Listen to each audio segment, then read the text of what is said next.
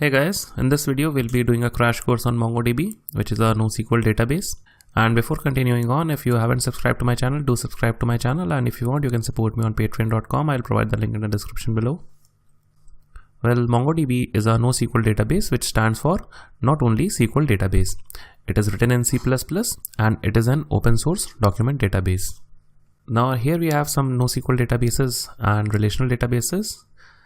And typical relational databases are SQLite, MySQL, and then PostgreSQL databases. Whereas NoSQL database comes in many flavors, like Redis, which is a in-memory key value store. And then we have CouchDB, Cloudflare store, and then our MongoDB, which is a document-based database. Now NoSQL database are document-based, like MongoDB, CouchDB, and Cloudflare store, whereas relational databases are table-based databases. Relational databases needs to have a predefined schema, like create a table for users, whereas a NoSQL database, we have a dynamic schema, that is, we do not need to have a predefined schema. NoSQL databases are horizontally scalable, whereas relational databases are vertically scalable. That means that if you want to increase the performance of relational database, you need to increase the CPU, the RAM of the server, whereas in NoSQL database, you can add multiple servers and then you are good to go. Relational databases are very good for complex queries, whereas NoSQL database are not as good as compared to relational databases. Now let's look at the terminology difference between relational databases and MongoDB. The base is the database for both the databases. In relational databases, we create tables, whereas in MongoDB, we create collections. And in tables, we have rows in relational databases, whereas in collection, we have documents. Rows contain columns, whereas document contains fields. We do table joins in relational databases, whereas in MongoDB, we can embed documents inside our document also. Relational database has a primary key, whereas in MongoDB, a default ID is provided by MongoDB, which is much more useful than simply a primary key. And we'll look into that when we are inside terminal. Now, this is the basic structure of a MongoDB database. At the base, we have a container for collections that is called a database. It has its own set of files on the file system. That is, if you create multiple databases, and if you even delete one database files from the system, other databases are not affected. And we can have multiple collections inside a single database. Like inside a relational database, you can have many tables inside a single database. Now databases contains collections. They are like tables in relational databases. And they contain a set of records, normally of similar type. And inside collections, we have documents, which are a set of key value pairs. And we do not require to have the same set of fields inside every document. Like for example, if you have a users collection, then a single user record can have a name, age, and email, whereas a second record can only have name and email. It does not require to have the age also. And fields can have different types of data also, like in one record you can have age as an integer, and in the second record you can have age as a string, but that is not a recommended practice of doing things. Typically all the data types are supported in MongoDB, like string, integer, Boolean, doubles, arrays. We can also have binary data, and we use objects for embedded documents, which we will talk in the next slide. Now this is a typical document inside a collection. This is a single record, which is called a document. We have an ID, which is of type object ID, which is a hexadecimal string. And we have email as a string, then status as a string again. Then we have tags as an array of strings. Then we have followers as an integer. And then in the comments, we can see that we have embedded documents as an array. Now let's look at a table inside a relational database. At the top, we have a users table, which contains two records. If record 1 has two phone numbers, then we need to create another column for phone number 2. Whereas the second record contains only single phone number. So the phone number 2 column is empty for the second record. To make this relational database more efficient, we need to create two tables, one for the users and one for the phone numbers. Then we use one-to-many mapping for the phone numbers as shown here, which is an efficient way of doing things. Now let's see how does MongoDB or a document-based database is helpful in this case. Here we have a users collection and we do not need to create another collection for phone numbers. In this users collection, in the phone number field, we provide an array of strings for the phone numbers. Like in the first record, we see that we have an array of two phone numbers. And in the second one, we see that we only have an array of single phone number. So that is one of the advantages of using a document-based database. Now this is another example of a relational database versus document-based databases. At the top we have a relational database which contains 3 records, and for the columns we have primary key, email, username, phone number and address. And as you can see that the first record does not contain a phone number and address, those cells are empty. The second one doesn't have an address and the third one doesn't have a phone number. To make this relational database more efficient, you need to create 3 tables, one for the users, one for the phone number and one for the addresses. And then you need to use table joins to make it efficient. Whereas in a document-based database, we can omit the fields we do not want. Like in the first record, we see that we only have an email and username. And in the second record, we see that we have a phone number field, but we do not have an address field. And in the third one, we see that we do not have a phone number field, but we have an address field. So this is a valid document-based databases.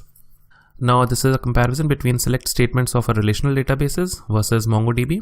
To select all from people, we use select all from people, whereas in MongoDB we use db.people.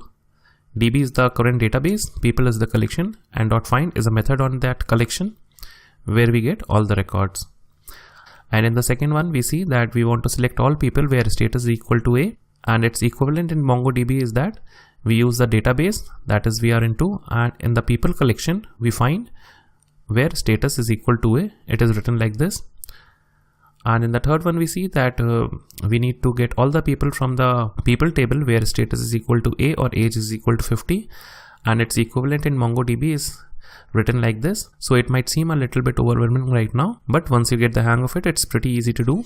So you can find the installation instructions of MongoDB on this link, and you can also find MongoDB guides on this link. So you can follow these links to get the installation done, and you can go through the guides also. To install MongoDB on Windows, you can go to this link where you can find the installer. We can download this installer.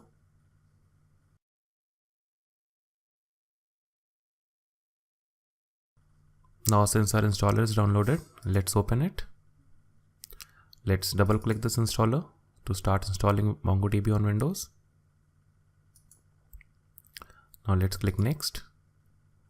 And I accept all the terms and conditions. And here, one thing to note that you should choose the complete setup. And we will also install MongoDB as a service. Make sure to install MongoDB as a service so that you do not have to start the MongoDB daemon in the background again and again.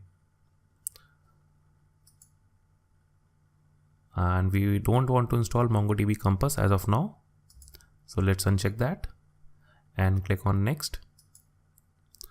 And let's click on install.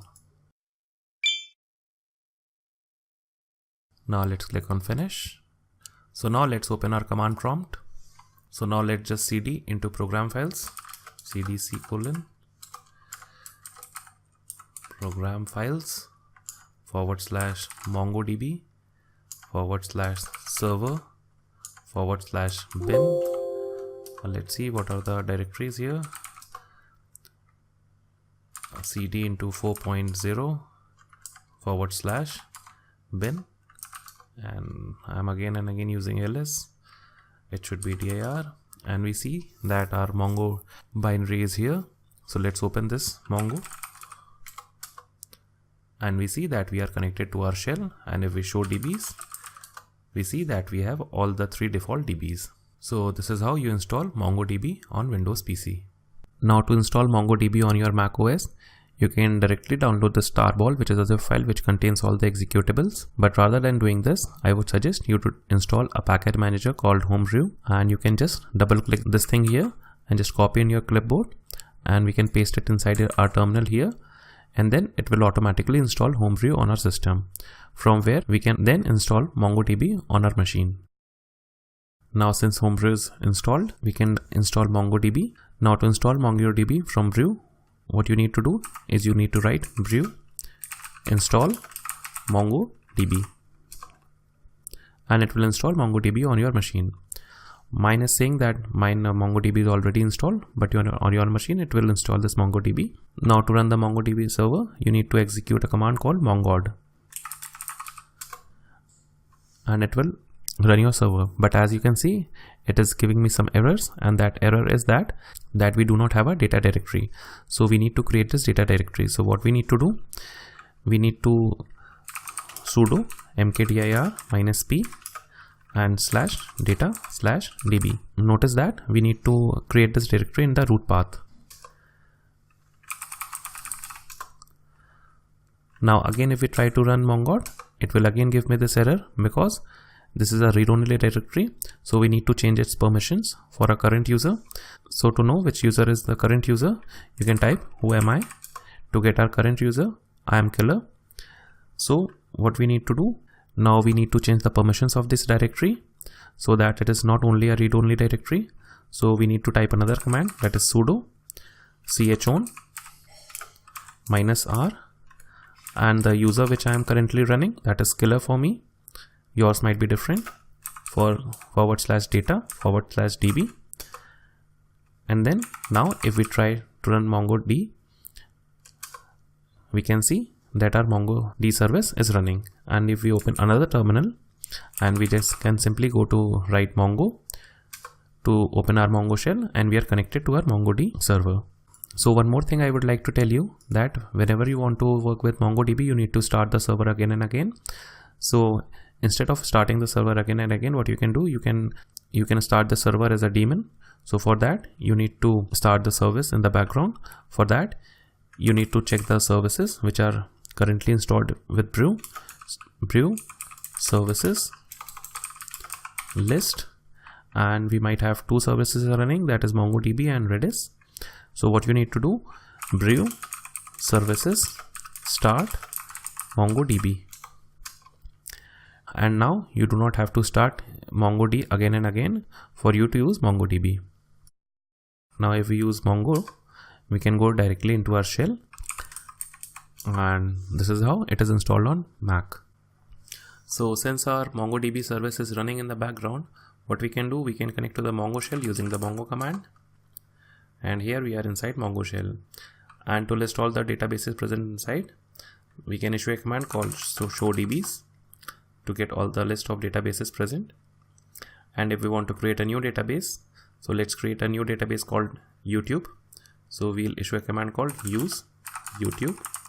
It creates a database and it also switches to that database. Now to check in which database we are in, we can issue a command called db.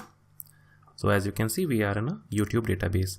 Now to clear the screen, you can issue a command called cls, which clears out the screen. Now to create a collection inside this YouTube database, we can use db.createCollection, and in the parentheses you can pass in the collection name. Right now I am passing in users as the collection name. So now let's see what are the collections present inside this YouTube database. To show all the collections present, we issue a command called show collections, and it will show us all the collections present inside the database. Now let's create one more collection, db.createCollection, and here I am creating a collection called comments. And again, if we issue a command called show collections, we will get a list of all the collections present inside that database. So as you can see here, we have two collections, one is the users and one is comments. Now let's insert something into our users collection. To insert a document inside a user collection, what you need to do, db.users.insert, and in the parentheses, we need to pass in the document. So I'm using command enter on Mac to go to a new line, and here we need to pass in the name as the first field. Name would be truly Mittal, and age would be 28. We close this document and then we close this command, and as you can see, one item is inserted. Now to fetch all the items inside a collection, what you can do, db.users.find to get all the documents. Now to insert multiple documents inside a collection, we can pass a JSON array of documents. So I've opened VS Code here where I'm going to write my command, and then I'll copy it and paste it inside the terminal. So db.users.insert, and here we can pass an array of documents. First document name to be hands down, age to be say 29. Let's add another document with name of Eric widget, and age, let's say 40. Let's add another document called name to be John Doe and age to be 15. Now to insert this document, let's copy it from here and let's paste it inside our shell. And if we press enter, we see that 3 items were inserted into this document. So let's find all the documents using db.users.find, which will give us the list of all the documents. And now to prettify the output so that it is more readable, we can add in a method called pretty to the end of our query, which will give us the list of all the documents present inside the collection in a more readable way. So now let's see one more command called count. So if you issue db.users.count, which will count all the documents present inside the collection, and we see that we have 4 documents. And now if we want to limit the number of documents fetched using the find method, what we can do, we can use db.users.find.limit, and in the brackets we pass in the number of documents we want to fetch, and we press enter. So we get the first 2 documents present inside the collection. And now let's see how to skip some documents. So db.users.find.skip 2 documents, that is, we will fetch only the 3rd and the 4th document. So we will get only the 3rd and the 4th document. So now let's just clear our screen again, and we again issue a command called db.users.find. We get all the documents. Now if we want to sort the documents by age, so what we can do, db.users.find.sort, and in the brackets we pass in the field on which we want to sort. So age to be 1, that is in ascending order, and as we can see, we get all the documents in ascending order. And suppose if you want to sort documents by name, so we can again use this sort command, and we just pass in name instead of age. That is the name field we are passing in, and 1 means ascending, and we can see that our documents are in ascending order. And now if you want to get the documents in descending order, instead of passing in 1, you can pass -1, and as we can see, this is descending order. Let me clear up the screen first. So db.users.find. Now let's find a document by name John Doe. So what we can do, db.users.find, and in the brackets we pass a name to be John Doe. So we get only 1 document with the name John Doe. Now let me insert one more document with the same name John Doe. So db.users.insert, and name would be again John Doe, and age to be 55, 56. And now if we want to find the document with the name John Doe, we will get 2 documents because both the documents contain John Doe. And now if you want to find John Doe whose name is John Doe and age is 15, so what you can do, db.users.find, name to be John Doe and age to be 15, which will give us only 1 document. So this is basically an AND query, or rather we should say this is basically an implicit AND query. Now to write an explicit AND query, what you need to do, so db.users.find, and here we need to pass in the AND operator, and here we need to pass in our queries inside box brackets. First one was the name to be John Doe, and second query was age to be 15. So now let's just copy this and see what we get. We will get the same output as above. Notice that these 2 things, that is db.users.find, this thing is same as this AND query, which is explicit. So we'll be looking into them more later on in the video. So now let's just clear our screen and find all the records again, db.users.find. So now if we want to change the age of truly method from 28 to 35, what we can do, we can issue an update command. So let's write it in VS Code. So db.users.update, and firstly we want to pass in the query. Query would be name, that is truly method, and second are the updates which we want to pass in. So again here we need to use the set operator to pass in the updates, and we want to set its age to be 35. And if we just copy this and paste it inside here, we see that we have one record modified. Now if we again run db.users.find, we see that truly method's age has been changed to 35. Now suppose if you want to insert another field here, that is the gender. So what you can do, inside set also you can pass in a field that doesn't exist in that record. So we can pass in gender to be male, and if we just copy this and we paste it inside here, we see that one document was modified. And let me clear out the screen first, and if we issue that command again, .db.users.find, we see that truly method has a field of gender which is male, and these are all valid documents. As you can see that we have a gender here, but we do not have gender in other documents. So now what if we want to unset this gender? We can simply issue a command called db.users.update, and firstly we want to pass in the query, that is truly method. We are going to unset the gender which we have set it.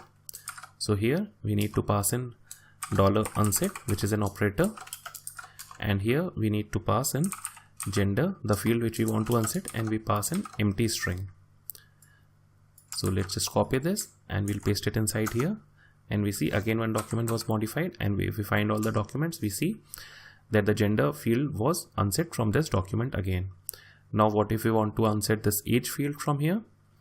So what we can do, unset age with an empty string. We again copy this from here and we paste it inside here, and we see one document was modified. And if we issue that find command again, we see that truly method doesn't have an age. Now let's just clear the screen, and again we find all the documents. So now what if you want to rename this name field to full name? So what we can do, we can issue another command.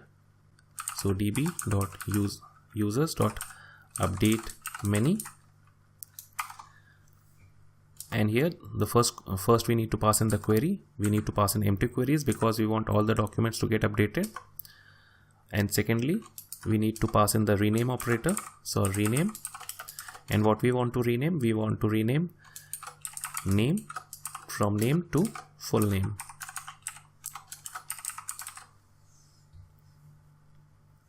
Now if we just copy this and we paste it in here, and we see that 5 documents were modified. And if we again db.users.find, we see the name field was changed to full name as seen here. Now let's show all the collections present inside this database. Show collections. As you can see, we have 2 collections. One is the users on which we are working on, and we have a comments collection. So if you want to drop a collection called comments, so what you can do, db.comments.drop, which will drop that comments collection. So it says true, which means that this comments collection was deleted. So if we show our collections again, we see only users collection is present. Now to drop the database in which we are working, currently we are working in DB, that is YouTube. Now if you want to drop this database, you can issue a command called db.drop database. And if we show all the DBs, and we see that our YouTube database doesn't exist anymore. So now let me quickly create another database called use tutorial, and we just see in which database we are in. We are in tutorial. Let's just clear the screen, and if we show collections, there are no collections present inside this database. So now let me quickly add some records to this collection. So as you can see, we do not have any collections in this database. Now even if we issue this command, that is insert many documents inside this collection, we can see that this collection, that is users collection, is automatically created. We need not to create this collection manually. So here I am pasting in some documents and we see that we have 4 documents inserted. Now if we show collections, we see that we have a users collection, and if we find all the documents, we see our 4 documents. Now let us clear the screen and just prettify the output. Now suppose if you want to delete this record with name indigo violet, so what you can do, db.users.delete1, because you want to delete only one record, and here inside you need to pass in the query, that is name to be indigo violet. And now if we count the number of documents, or rather let's just see the documents present here, we see our indigo violet is not present anymore. Now let's add that indigo violet again. Let's copy it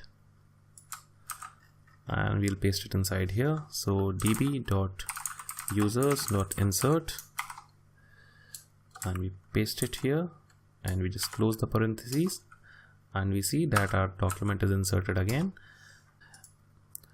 So as you can see in this document, this address field contains another document. So what we can do, we can find this document again by city name or say country name.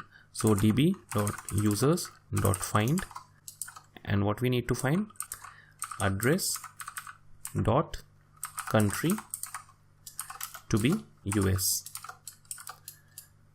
And if we issue this command, this would give me an error, because if you are going deep inside a document, you need to surround your field name with quotes if you are using dot notation. And as you can see, if we have surrounded our query field with quotes, we get our document. So now let's just change this country name from US to USA. So what we can do, we can again write this command inside here in VS Code, db.users.update1, because we only want to update one document. So here, so firstly we need to pass in the query, and the query is address.country to be US, and secondly we need to pass in the updates using the set operator, so $set, and here we need to pass address.country to be USA. Now if we copy this from here and we'll paste it inside terminal here, and we see that we have unmodified documents. Now let's again find that document with address.country is equal to US. We see we do not have any document. Now if we specify address.country to be USA, we will get our document. Now let's just find all the documents again. Now let's look at about the comparison operators. As we can see, we have age field in all the documents. We have age to be 36, 46, and here we have age 31 and age 29. So let's find all the documents whose age is greater than 30. So we can write our command inside VS Code again. So db.users.find, and find what? We need to find age to be greater than is specified as GT, greater than 30. So it will fetch us all the records which are greater than 30, and we attach a pretty method to it so that our output is prettified. So let's just copy it and paste it inside here. We see we only get 3 documents because only these documents have age greater than 30. So now what if we want to find all the documents whose age is between 30 and 40? We need to use the explicit AND operator. Now let's write our query inside VS Code. So db.users.find. We need to use the AND operator, $and. And here in the box bracket, we will specify our query. So age to be greater than 30, and age again to be $less than 40. So this is basically an explicit AND query, and you cannot write an implicit AND query without using this operator. So let's just copy this, and if we paste it inside here, we only get 2 records. So let's prettify the output. We see that we only get 2 documents, that are 31 and 36, because the other 2 are, one is I suppose 29 and the other one was 46.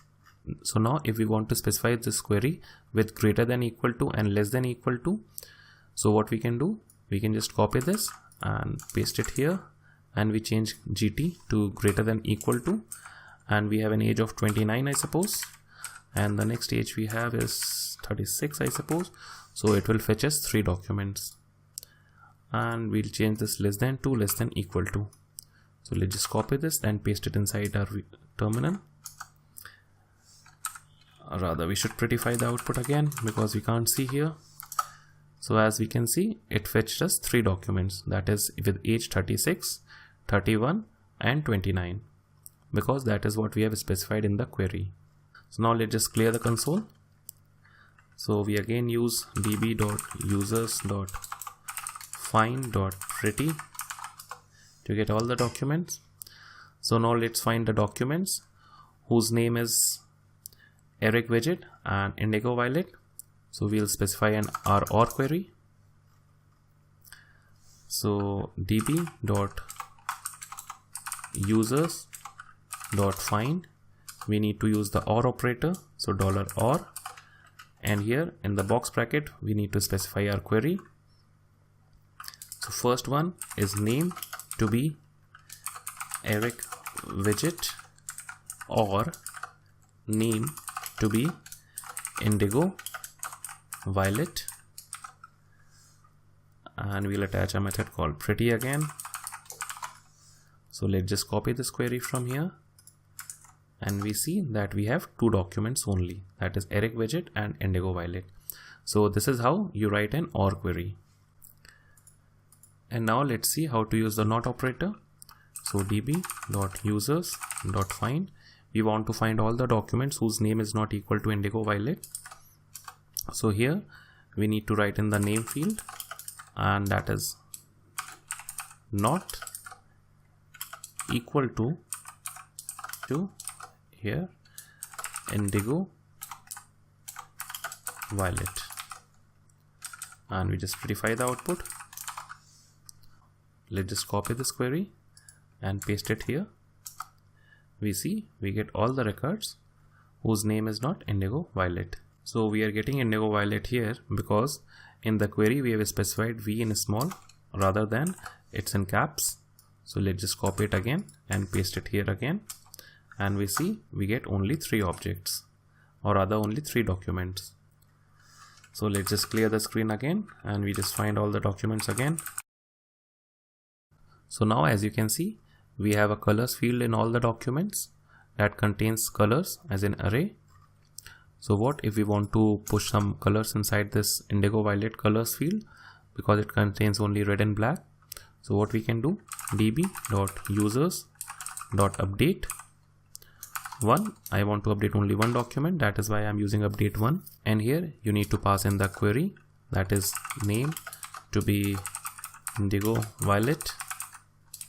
That is the query. And what we want to update, we want to push some colors inside this colors array. So we use a push operator here, push inside colors. So inside colors, we want to push, it has red and black, so let's push pink. Let's just copy it, and if we paste it here, we see 1 document was modified. And if we again fetch all the documents, and we see that pink was inserted in the colors field. So now what if you want to push an array of colors inside this field? So what you can do, you can again copy this and you can paste it here, and instead of only specifying pink, you can specify an array of colors, that is pink and yellow. And what do you think, that both the colors would be inserted as it is, like the pink was inserted. So let's try that, and we see that one document was modified. And if we find all the documents again, we see that this colors pink and yellow is inserted as an array inside this colors array. So now to insert the colors individually, what you need to do, we need to copy this again, and we need to use the each modifier. So instead of specifying colors here, we need to use the each modifier. So colors, and here we need to pass in the each modifier, and then we just copy this from here.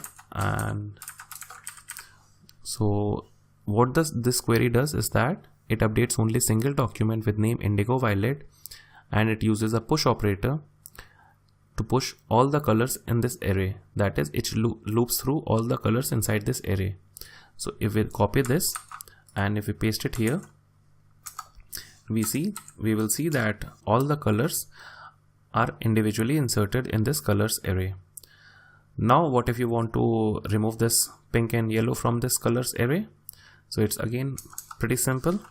db.users.update1, and firstly we pass in the query name to be indigo violet,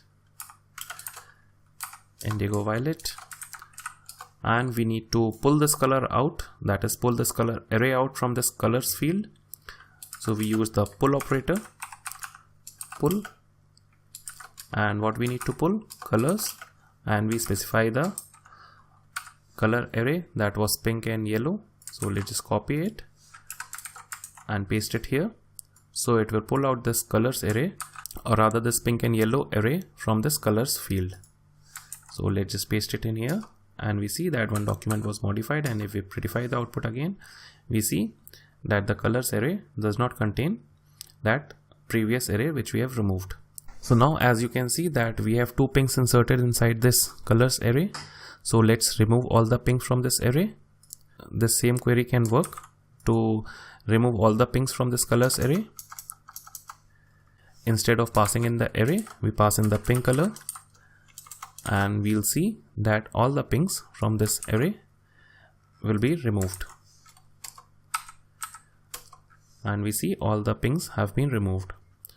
So now let's insert pink again in a different way. That is, if you want your colors array to behave as a set, so what you can do, instead of pushing the colors inside this array, what you can do, you can use another operator called add to set.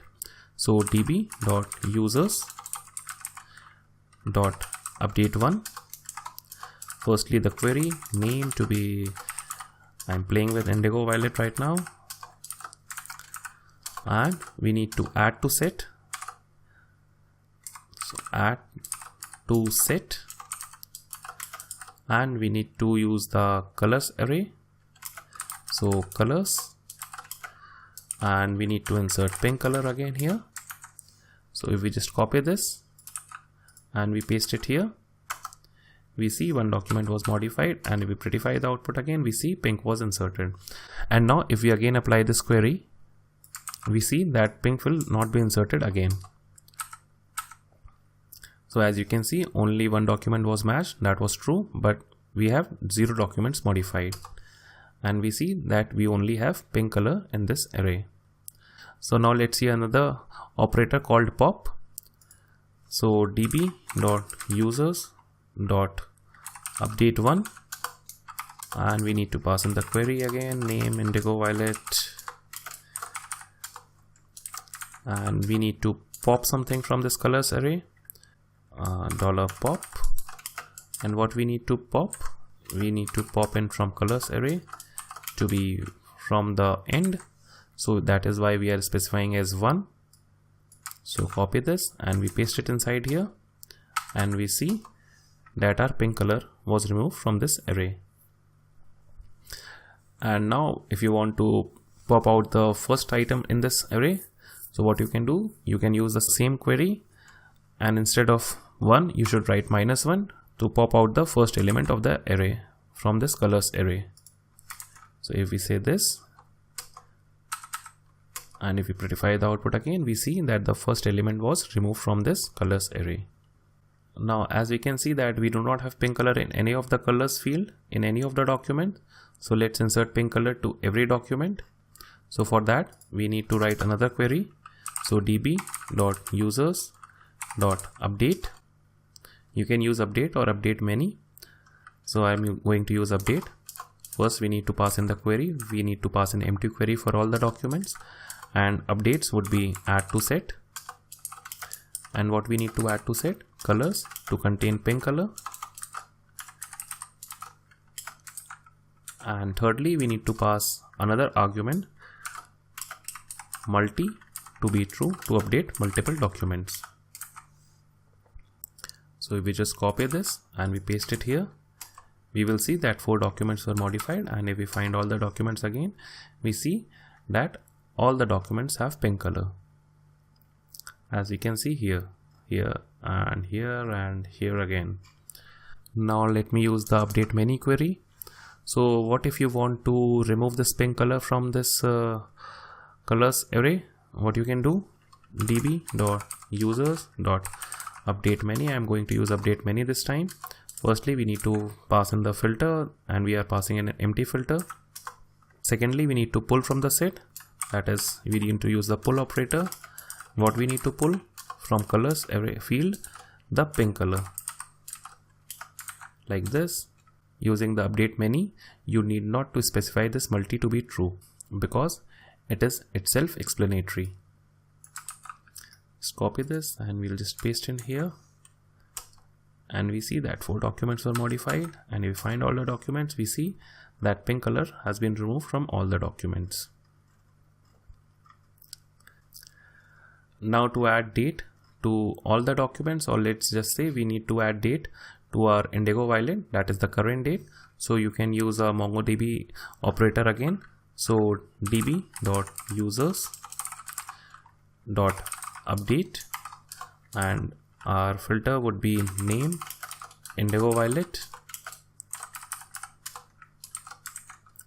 and we need to set the current date. So we use the current date operator.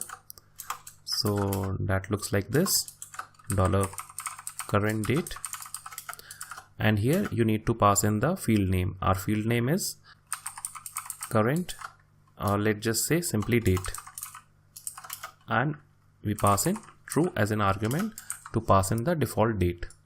So let's just copy this and we'll paste it here.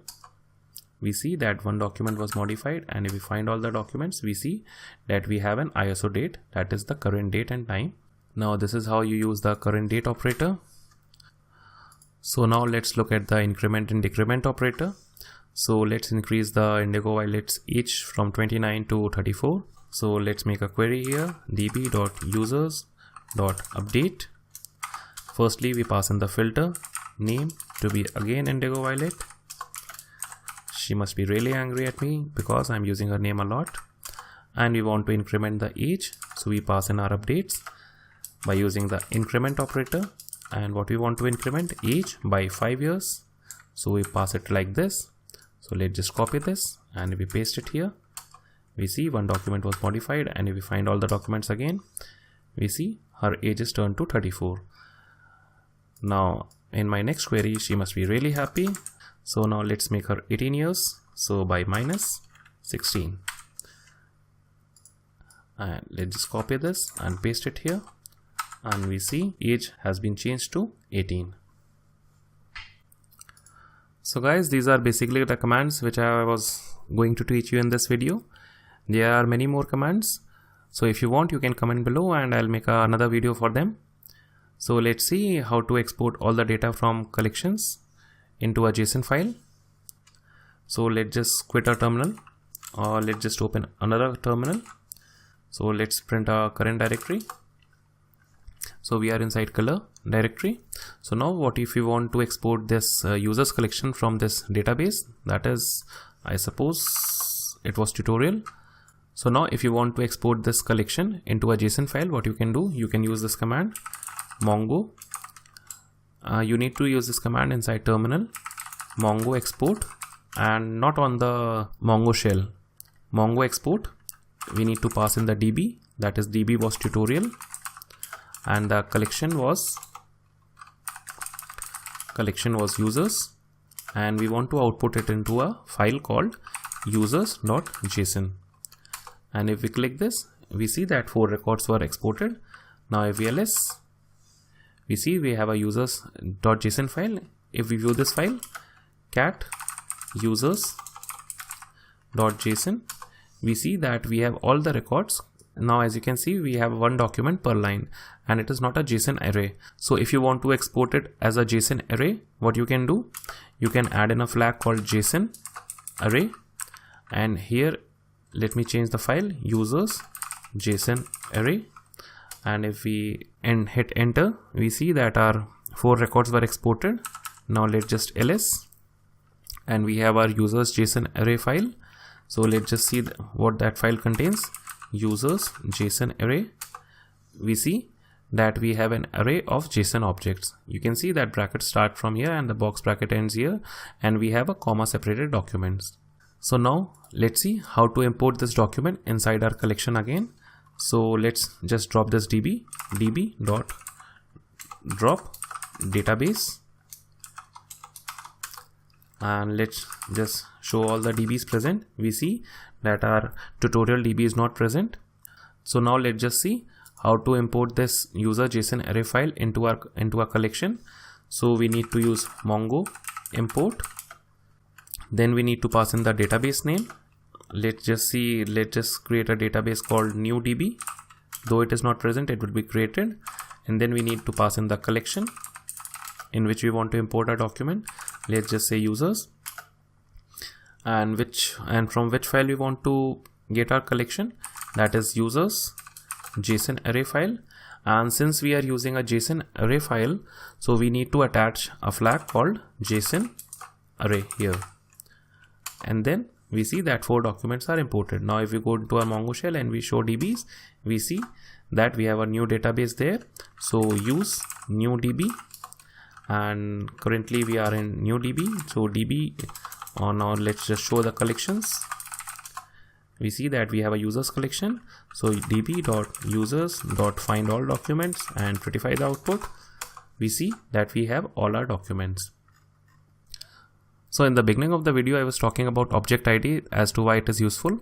So let's just create a new object ID by using x is equal to object ID, which will give us a new object ID. Now to get the time as and when this ID was created, we can use x.get timestamp, which will get us the current date when this ID was created. Now to get the time in milliseconds from the epoch time, you can use a helper function called getTime, which will get us the current time in milliseconds. Not the current time, but the time when this ID was created in milliseconds. Now to get the date, we can use getDate instead of time. We will get 9 because today is 9th of March. And if you want to get the date, or rather the day, you can get 6 because today is Saturday and it's the 6th day of the week. And if you want to find the month, we will get the month as 2 because March is 2nd month, because in JavaScript month are 0 based, that is January is 0 and December is 11. So guys, this is how object ID is useful. You do not need to create another field like create date to be the current date. It is itself provided by MongoDB, and that is why this object ID is very useful. So guys, this is all about this video. I know it's a crash course on MongoDB and you must have liked it. MongoDB is a lot more than this thing. And if I want to cover whole of MongoDB, it would take me about 10 more lectures like this. And then also I might be missing something. So if you want me to cover more on MongoDB, do comment below. I will surely do so. And guys, if you have liked the video, do hit the like button. And if you haven't subscribed to my channel, do subscribe to my channel. And if you want, you can support me on patreon.com. I'll provide the link in the description below. So thank you. Bye bye. Tata. Take care and have peace.